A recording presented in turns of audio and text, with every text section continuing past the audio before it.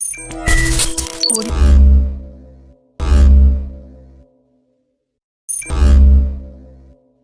Back जी। फिर मैं आप सबको खुशामदीद करता हूँ अपने यूट्यूब चैनल पर।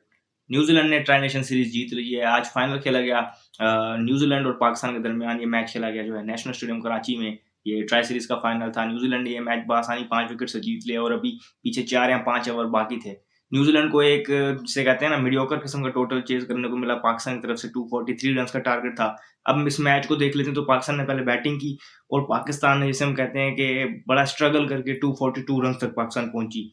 अब यहाँ पर पाकिस्तान की बैटिंग में हम देखें तो पाकिस्तान की बैटिंग में जो टॉप स्कोरर्स आपको नजर आएंगे वो वही हैं जो पिछले मैच के टॉप स्कोरर्स थे, यानी सलमान आगा और मोहम्मद रिजवान, जिन्होंने स्कोर की, उनकी एक पार्टनरशिप लगी। इसके अलावा आप देखें तो स्ट्रगल चल रही है कंटिन्यूसली बाबर आजम की। अब बाबर आजम को आप अगर ये बात कर लें कि इस टाइम पर उनको ये क्वेश्चन दिया जा रहा है कि उनको उनके नंबर से हटा के उनसे ओपन करवाया जा रहा है। ये ठीक है, ये बात सही है, ये अपनी बात अपनी जगह पर जेन्युइन है कि पाकिस्तान को एक जेन्युइन ओपनर चाहिए। इमामुल हक की जगह बनती थी, वो आपकी एक जिसे कहते हैं स्ट्रेट फॉरवर्ड जो आपकी रिप्लेसमेंट होनी थी साइम अयूब की। बाकी स्क्वाड आप उसको एज इट इज रखते लेके जाते चैंपियंस ट्रॉफी में। इतनी ज्यादा ट्विचेस और चेंजेस की जरूरत नहीं थी, जिसकी वजह से अब टीम आपकी जो कहते हैं कि एक बैलेंस आउट हुआ है। तो बाबर आजम को बेशक आप उनका नंबर वाली बात वो ठीक है कि ओपनर आपके पास जेन्युइन होना चाहिए, लेकिन जिस देखें आप डिसमिसल उनके देखें तो डिसाइड नहीं कर पा रहे होते वो, डबल माइंड हो जाते हैं कि स्ट्रोक खेलने जाऊं, फ्री फ्लो ड्राइव या रोकने जाऊं, उस बीच में रहते हैं और चिप बैक कर देते हैं बॉलर की तरफ। इस तरीके के डिसमिसल उनके हो रहे हैं, या वो शॉर्ट में मिड विकेट वाले डिसमिसल। तो वो कहीं ना कहीं जो है ना एक स्टार्ट लेते हैं, अच्छा स्टार्ट आज भी उनको मिल गया था, लेकिन उसको कन्वर्ट नहीं कर पा रहे। 20-29 रन के लेवल के प्लेयर जो अगर देखें जाए तो अब उन पर तनकीद जेन्युइनली स्टार्ट हो जानी चाहिए और लोगों को ये चीज रियलाइज करनी चाहिए कि रन से वो बहुत ज्यादा शॉर्ट है। लास्ट उनकी बड़ी इनिंग नेपाल के अगेंस्ट आई थी 151 रन वाली, इसके बाद उन्होंने कोई बड़ी इनिंग नहीं खेली। एनी हाउ बाबर आजम भी फेल हुए, फखर जमान ने भी स्कोर नहीं किया।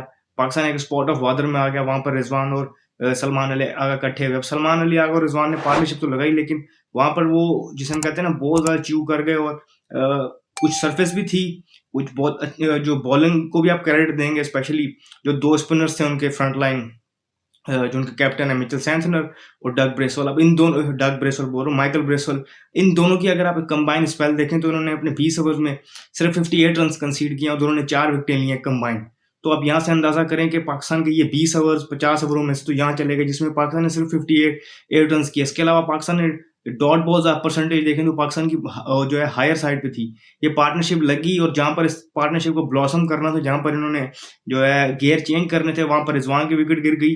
फिर सलमान अली आगा जो है वो खेलने लगे उस तरीके से, वो स्ट्रगल कर रहे थे बाउंड्रीज, जिस तरह को उनको ऑप्शन नहीं मिल रहे थे। बॉलिंग भी अच्छी हो रही थी और कुछ अगर देखें तो वो उतना फ्रीली खेल नहीं पा रहे थे। वो उस टाइम क्विक रन देखना चाह रहे थे, तो आउट ऑफ फ्रस्ट्रेशन उन्होंने एक शॉट खेली, वो आउट हो गए। तो पाकिस्तान को जहां पर वो गेयर अप करना था, वहां पर पाकिस्तान अगेन एक रीबिल्डिंग फेज में चला गया। पाकिस्तान का अगर हम देखें तो एक स्टेज पर लग रहा था कि शायद 200 भी मुश्किल हो और तो पाकिस्तान शायद वेल शॉर्ट रह जाए उससे और जल्दी विकेटें गिर जाए। लेकिन पाकिस्तान की जो ये 240 तक गया तो यहाँ पर इंजेक्ट किया जो पाकिस्तान की बैटिंग में थोड़ा सा मोमेंटम, वो तैयब ताहिर ने किया। उन्होंने 38 रन की इनिंग खेली है 33 बॉल्स पे। सबसे ज्यादा कंफर्टेबल नजर आया पूरी बैटिंग लाइन में, सबसे ज्यादा जो है उन्होंने इनोवेशन भी दिखाई, बड़ा अच्छा लगे। लेकिन अगेन उनका जो है ये सेकंड डिसमिसल उनका भी ये मिड विकेट पे हुआ है, जहां पर वो एक ही शॉट खेलते आउट हुए हैं। लास्ट टाइम भी न्यूजीलैंड का अगेंस्ट यहीं पर आउट हुए थे, इस मतलब भी वो यहीं आउट हुए। लेकिन उन्होंने आउट ऑफ बाकी सारे बैटर्स देखें तो उन्होंने स्पिनर्स को भी अच्छा डोमिनेट किया, पेसर्स पे भी उन्होंने रन बनाए। तो तैयब ताहिर एक अच्छी एक चीज नजर आ रहे हैं इस सारे क्योस में कि वो अपनी जगह भी पक्की करते जा रहे हैं। तैयब ताहिर ने इंजेक्ट किया।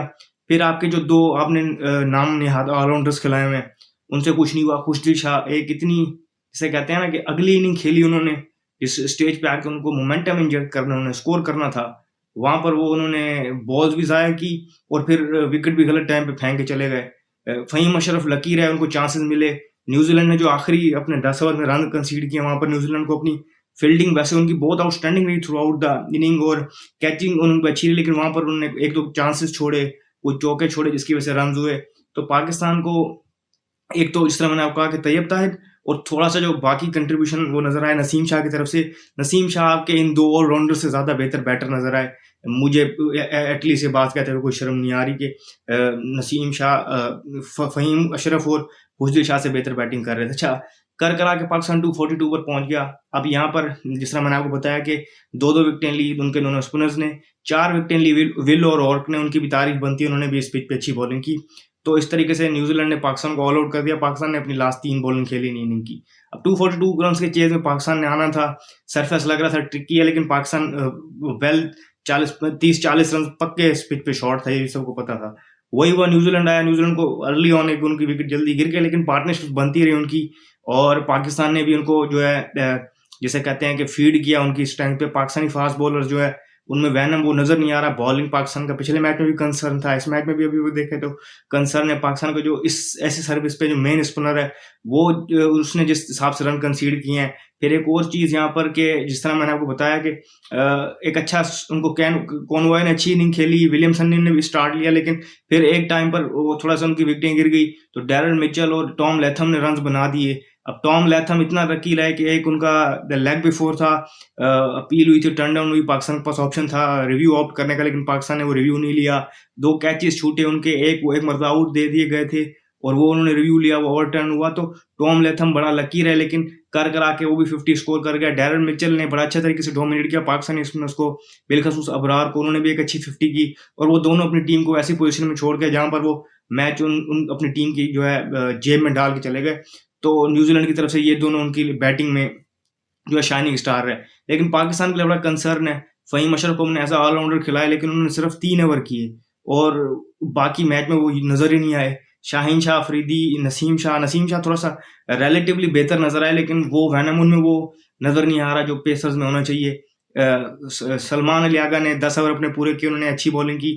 10 ओवर वो यूजुअली पूरे नहीं करेंगे, लेकिन ऐसी सर्फेसिस पे जहां पर थोड़ा सा बॉल रुक रहा हो वहां पर वो 10 ओवर पूरे करेंगे। अच्छा, बाय द वे अपनी बैटिंग परफॉर्मेंसेज और ऑलराउंड परफॉर्मेंस फील्डिंग भी शामिल कर लें उसमें, तो उसकी वजह से वो मैन द जो टूर्नामेंट या मैन ऑफ द सीरीज बने हैं। लेकिन सलमान अली आगा ने पूरी बॉलिंग की। अबरार अहमद के मैंने इस तरह आपको बताया वो स्ट्रगल कर रहे हैं, उनको पिच की पेस को जज करना पड़ेगा, वो पिच की पेस को जज नहीं कर पा रहे। खुशदिल शाह ने डिसेंट स्पेल की, लेकिन देखें तो पाकिस्तान के पास अभी भी देखें फ़हीम अशरफ को उन्होंने डाला, फ़हीम अशरफ ने सिर्फ 3 ओवर किए। इस तरीके से अगर आप देखें तो खुशदिल शाह भी पूरे ओवर करने वाले बॉलर नहीं है, तो बॉलिंग लाइन के पाकिस्तान के मसले भी अपनी जगह पर मौजूद हैं। तो पाकिस्तान ने एक अपने लिए, जिसे हम कहते हैं ना, गड्ढा खुद खोदा है। एक चेंज करनी थी आपको, ओपनर की जगह एक ओपनर को आप डाल के बाकी टीम जो आप बिल्ड करे तो उसको खिलाते, लेकिन आपने कुछ ऑलराउंडर शामिल किए हैं। इनकी ऑलराउंड परफॉर्मेंस ढूंढने के लिए अभी हमें भी कोई स्पेशलिस्ट हायर करने पड़ेंगे जो हमें ढूंढ के दें कि भी उनका ऑलराउंड परफॉर्मेंस क्या है। लेकिन बहरहाल पाकिस्तान का पहला मैच यहीं पर इसी सेम वेन्यू पे खेलना है, इसी सेम ओपोनेंट के खिलाफ।